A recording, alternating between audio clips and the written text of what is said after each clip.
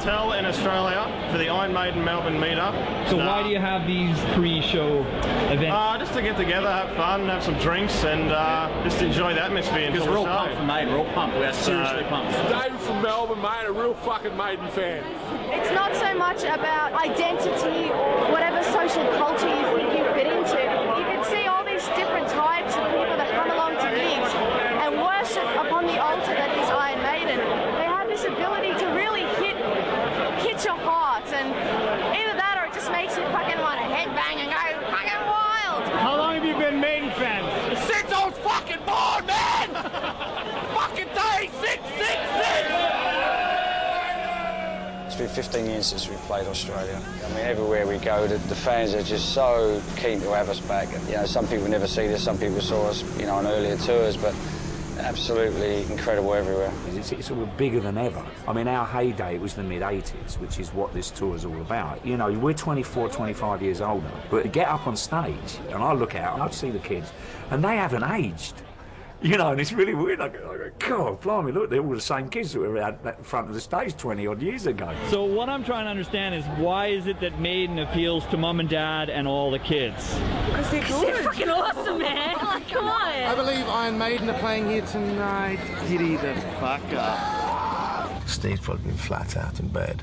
Oh, he's also down still. Oh, Steve's down big time. Yeah. He's looking really ill. We've all got picked up a little bug from India. Steve and I, probably more so. I mean, we've got to the point where we didn't eat for 4 days. By the time we arrived in Australia and we turned up at the sound check, it was like we'd go to start a song and someone would be off to the bathroom, and like, all right, you come back, and then you start, and it was just, people were just off everywhere. I mean, we're all pretty jet-lagged still. That jet lag is a killer, and you've got to have that adrenaline ready for that concert because those kids have paid the money and they want a good show. We've had buckets for both ends on stage during some of the shows. 10 out of 10 to the band for putting up with that pressure, putting up with that illness, and going out on stage with those conditions. You know?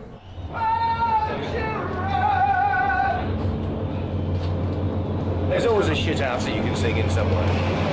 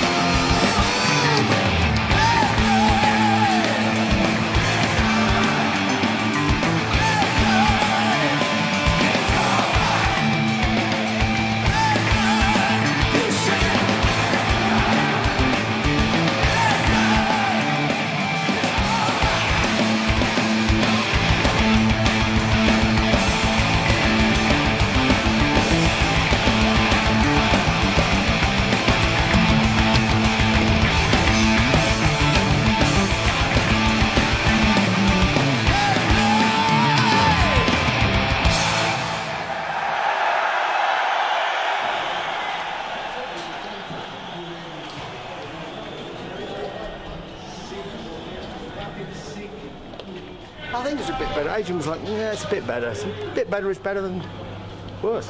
You know, none of the places you play are designed for music, so you always have sound problems. It's just something you have to overcome.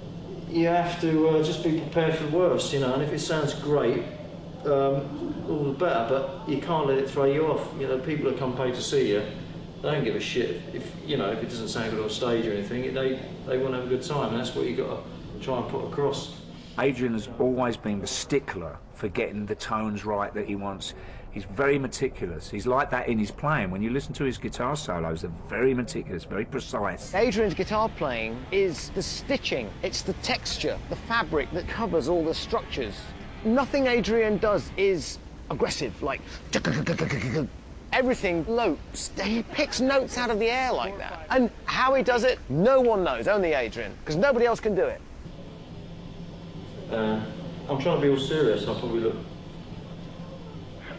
Sorry. I felt like shit before I went on, and then I don't know, I got some adrenaline going, and I enjoyed it in the end. It was good. Contrary to belief, boys and girls, Harry Harris don't smack the shit out of his bass guitar strings. He tickles them. Natural. I have it on good authority. He's a good tickler. Yeah, I've talked a load of bollocks, isn't he, eh? Seriously good authority. Bullshit comes out your mouth and your arse, mate. Bullshit. Actually. Are you coming for a drink, Steve? I've got some nice chili. Yeah. Just about full there. Oh, mate. Oh, you're fired. You can go home. Good, I thought he was going to come in and film me in the bloody bath. I have my limits. Oh, you're right, you do, mate. Bugger off, you. Cheers, boys. See you later, mate. I'll see you in the spring. I'll see you in the... Can't beat him. Bugger off. I don't like being part of the group all the time. You know, you need to be out, be an individual. It keeps you fresh. So when you got the show the next day, you're not all, you know, hungover or whatever.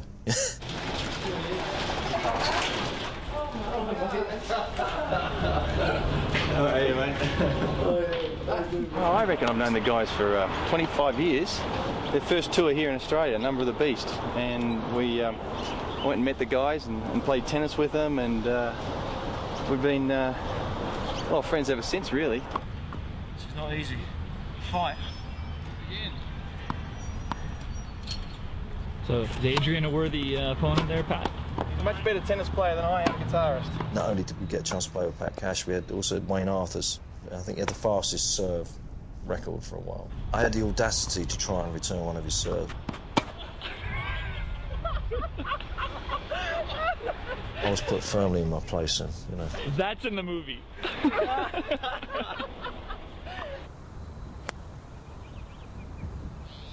No, little right, didn't you? Let me get your camera. Ooh! You know, when you're on the road as much as we are, you just don't want to sit in your hotel room and just mope or watch movies. Everyone has their own activities that they do. I think it keeps you kind of sane. Get the bloody way! Get out the bloody line! A lot of bands go out there and tend to put on this image of staying up all night partying, and you can't go out and go crazy every night because the performance for the next show would suffer. Instead of spending 6 hours in the bar, you can spend 6 hours on the golf course, you know, and then maybe an hour in the bar. Not bad, Dave. Bit hanging on the right side there.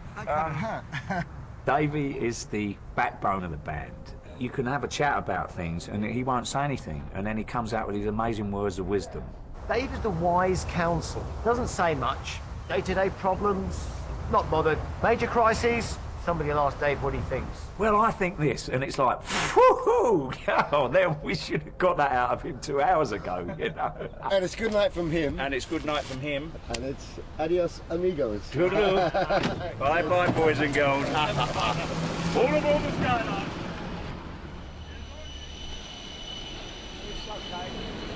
How many you got to sign there? This is the second box load, and there's about another 4 box loads in the back that I ain't done yet. I mean, there's a lot of musicians that tour the world that won't bring their kids along, but obviously it's very important to you to have them with you. I was the first one really to start taking my kids on the road, and I think that's really been the hardest part of touring, is being away from your family, you know.